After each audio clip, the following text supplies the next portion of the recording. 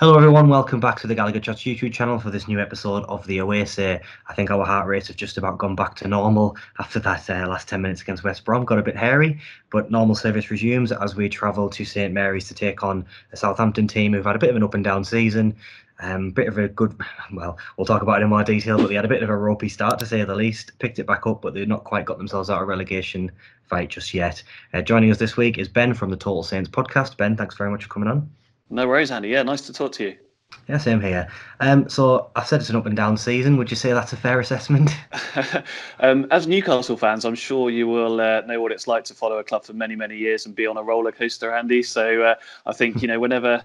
I think Nigel Adkins once said, as Saints manager, you should never get too high when you win, too low when you lose. But it's hard as a Saints fan these days. But yeah, I mean, it's been your sort of cliche roller coaster season. Just when you think they're sort of starting to look up the league, they then start looking down the league again. And we've got players that are in form, out of form, not injured, etc. It's just been a typical football season. And having followed Saints for 30 years, Andy, I'm sure I started with long hair, but it's not as long as it used to be. So I think it's always a strange one with Southampton because your academy's obviously really well renowned, but above that, you've had players like Mane, managers like Pochettino. Is it frustrating that you seemingly lose all of these people and you never really progress? You kind of just go back to where you were? Yeah, I mean, it is. I mean, the sort of sense of realism is that, 10 years ago, we nearly went out of business. So to even be in the position we are now is still very enjoyable. I think we just have to appreciate, and it's like a lot of clubs, outside the top six, we're only ever going to be a stepping stone club. And I think what Saints have tried to do the last couple of years is stop themselves being a stepping stone club by signing sort of more average players that potentially would stay with them a bit longer. The problem we've got is that we've turned into an average team. That's the issue. And there's lots of them that are out on loan now that just aren't good enough. Guido Carrillo, Wesley Hoyt, Mario Lemina, players like that just haven't stepped up. And the exciting thing about that sort of era with Pochettino and Koeman and Mane and Van Dijk and players like that is that we only knew that we would have them probably 18 months, 2 years. But the fact was that during that time, we were obviously very exciting to watch. So I think they're trying to sort of rebuild something under Hasenhuttl. They're very much got a project that they're looking to centre around him and what he wants to do.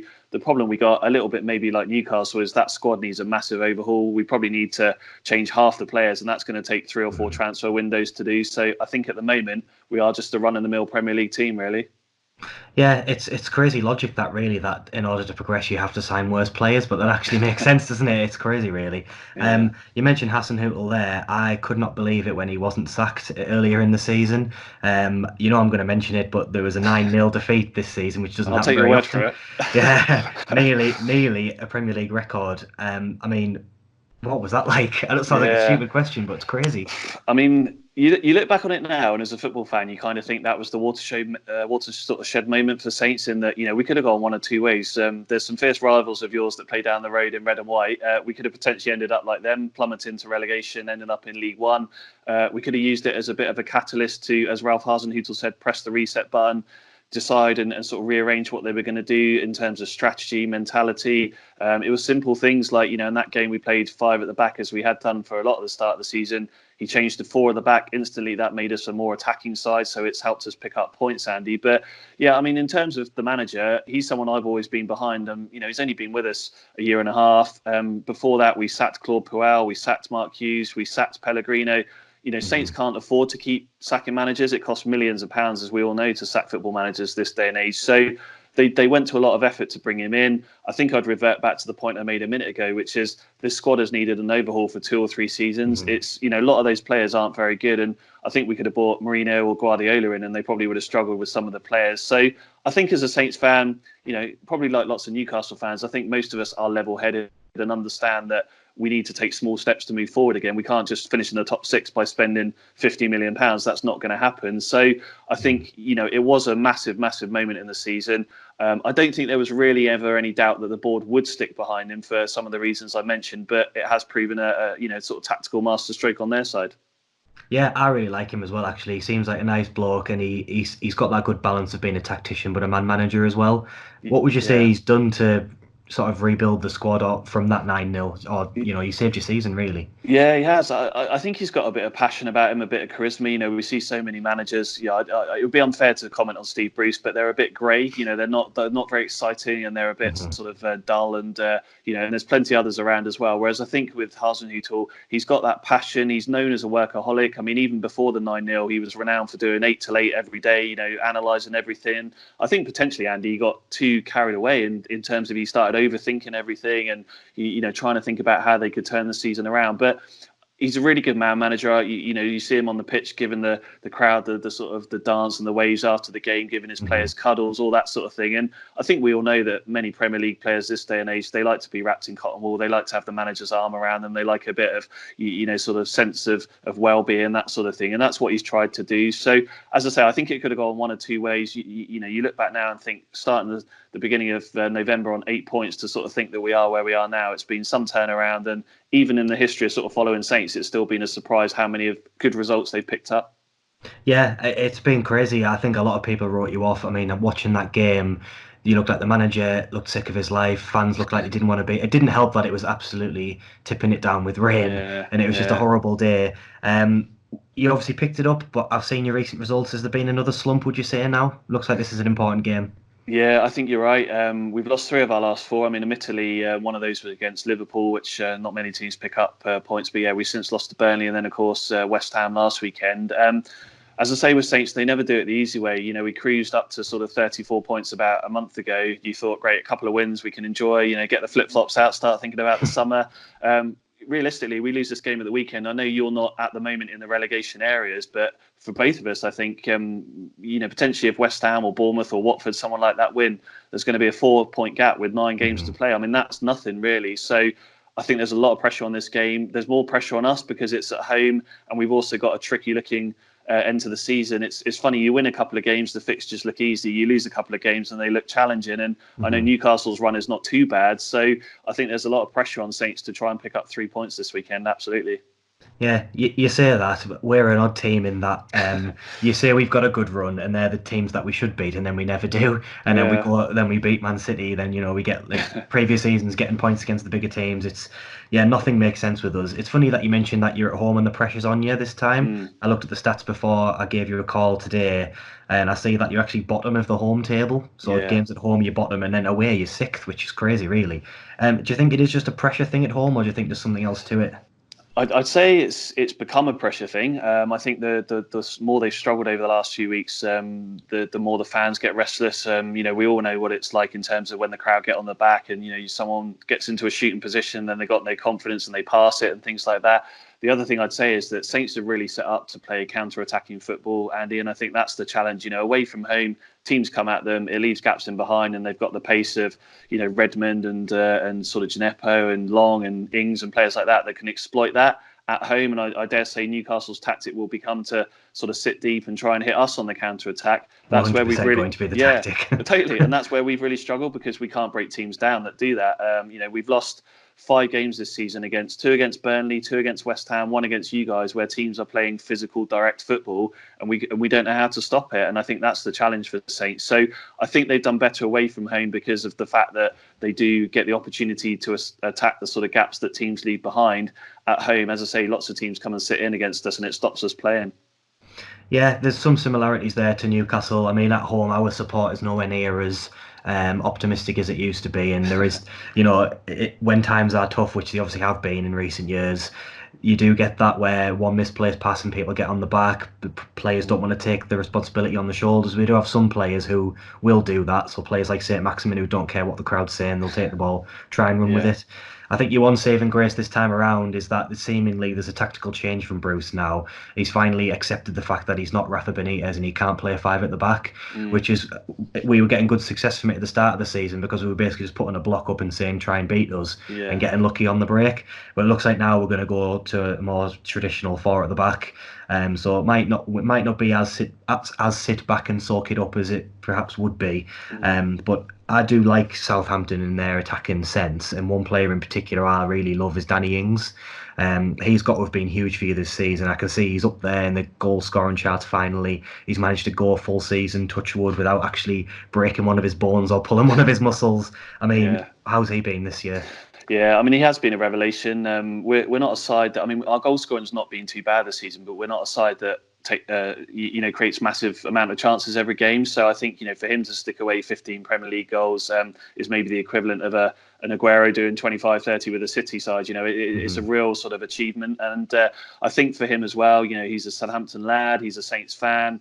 As us, a bit like you guys with Sheeran in those years, he's someone we can relate to. We know he is out there running around with a Southampton shirt on and doing the job that we would all want to do, and scoring the goals and running off and patting the badge and all those sort of things. So it's not just, the fact that he's scoring goals, but I think the success we've had this season, Andy, has come from that pressing, and everyone knows that Saints are quite renowned for high pressing, and that very much comes from the start. Hasenhuttl talks about it. It's from the start of that is at the top of the pitch. It's him closing down. He's scored a couple of goals this season against Liverpool, against Spurs, where he's closed down the goalkeeper and got rebounds and things like that. So he really puts the effort in. And I think, as you say, just most importantly, it's great to see a footballer back on the pitch. He's done his cruciate twice. He could have easily ended his career. And I think for all of us, just as Saints fans, to see him out there playing every week is the most important thing. He's probably got an outside chance for England. In a normal world, 15 goals and being where he is in the goal scoring records, he would. But the fact is, he plays for Southampton, and we're not a fashionable side, and that'll be the challenge for him, I think. Yeah, that's a shame, really. I think Rashford, from what I hear, Rashford's not going to be fit for the Euros. So for me, he's a shoehorn. He's been one of the best English strikers in the league. I think you can put, similar to sort of Jack Grealish, I think he should be playing for England, which a lot of people disagree with. But because he's at Aston Villa, he doesn't get the look in. But I think when you watch a team and there's a player who's the best player on the pitch most games, or the best player for one team, that player is a great player. And you've almost got the opposite problem to Newcastle, in that we don't have good strikers, and your strikers are firing them in. I know you mentioned Shane Long before. He's gone through his annual purple patch for about 4 or 5 games where he's great, and then it sort of goes off again. But you must have seen a little bit of Newcastle this year. Obviously up front is where we're struggling massively, with Joe Linton being the record signing, but apparently he's not a striker. Steve Bruce saying he's not a striker. I mean, how much can you do without a striker putting the goals away? It's difficult, isn't it?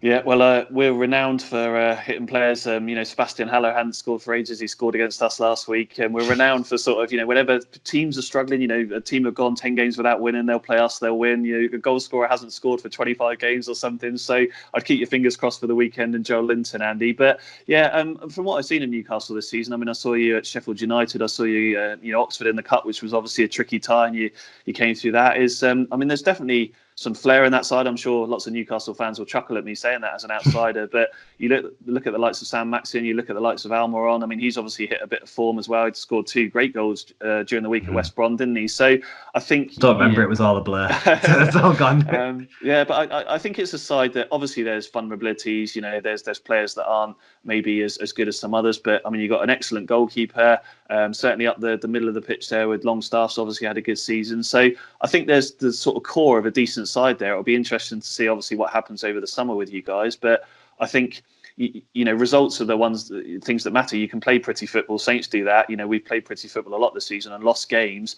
Ultimately, there's a style and sort of way to get points, and all of us, we just want to get to 40 points. However we do it, we probably won't mind too much. And I think, for clubs of Newcastle, I mean, Newcastle are a lot bigger than Saints, and I would always, adhere to that. But both of us need to be in the Premier League one way or another, because that's where the money is these days. And that's what is going to keep our clubs going, really.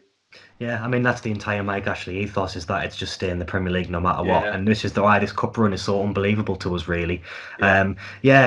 What you said earlier about how you kind of raced to X amount of points and then it died off, it's similar to us, really. And we seem to have had an amazing start, and then we're just kind of crawling our way to 40. Yeah, it's a difficult one. We don't play pretty football at all.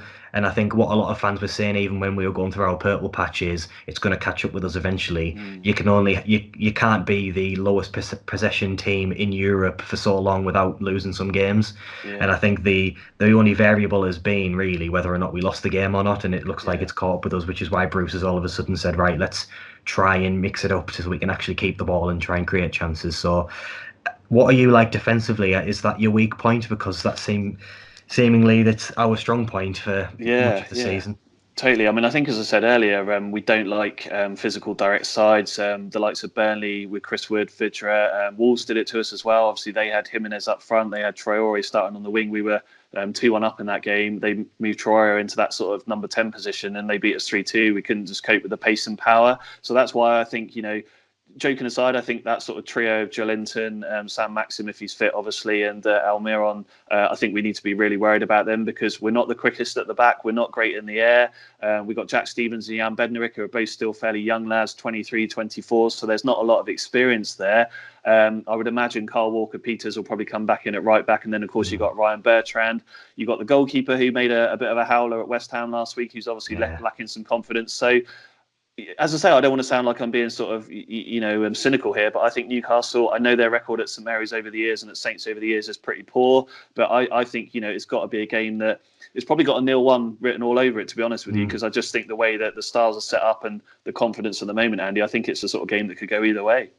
Yeah, I'd agree, actually. I mean, I agree with you about, against most teams, we're not very good, but we haven't lost to Southampton now. We lost 5 attempts, so record's okay. Yeah, I think it is weirdly, even though we're struggling to score goals, the front three is probably the best part of our team. It doesn't really make a lot of sense. The problem we've got is that we get the ball in defence, we look for a midfield which is non-existent, and then we fire it up to the strikers. And Joelinton isn't Solomon Rondon, who could take down a 50 cal sniper bullet on his chest and lay it off. He's not that player, so that is the way we struggle. But if you're saying you struggle with pace, I think that lends itself well for us. But the flip side of that, I would say, if you're a high pressing team, I think that's where we'll probably struggle, because if you put any of our defenders under pressure, we can't pass the ball a lot of the time. And Sean Longstaff, despite the fact he started off pretty well, recently he's been a little bit ropey, and Bentaleb's not really set the world alight either. So if you are pressing high, you'll be able to nick the ball off us, I think, and I think you'll create a few chances that way, which is why I was going to get onto a prediction. I actually feel like this will be a 1-1. I think both teams will score. I think you'll put us under pressure and force a mistake, but I think equally we'll get a goal on the break, and I think it'll just cancel each other out, and the status quo will remain the same. I don't know how you feel about that. Yeah, I mean, on our podcast last week, that's the prediction I went for as well. I mean, we don't keep clean sheets. I think we've kept 2 clean sheets in our last 4 at home, but before that it was 2 and 28, so we don't keep clean sheets really. I know you've not scored since January the 21st in the Premier League, so that's another omen that we'll probably help you with. So I think there'll be a lot of nervousness around. I think you can probably understand Newcastle coming, and I think you guys, again, you can tell me if you're wrong, I think probably be happy to go away with a draw. If we offered it to you now. But I think, as you say, there will be opportunities. I think it could be a couple of mistakes that cause the goals, but I think probably both sides will almost, to a certain extent, potentially cancel each other out, and that would mean for me as well a 1-1 draw is what I went for. Yeah, I think that's fair enough. Right, that about does us. Thanks very much for coming on, Ben. Happy to return the favour on your pod if you ever need it, but all the best for Saturday. Absolutely, yeah, and to you guys for the rest of the season beyond Saturday. Thanks very much. Cheers, mate. Cheers, Andy.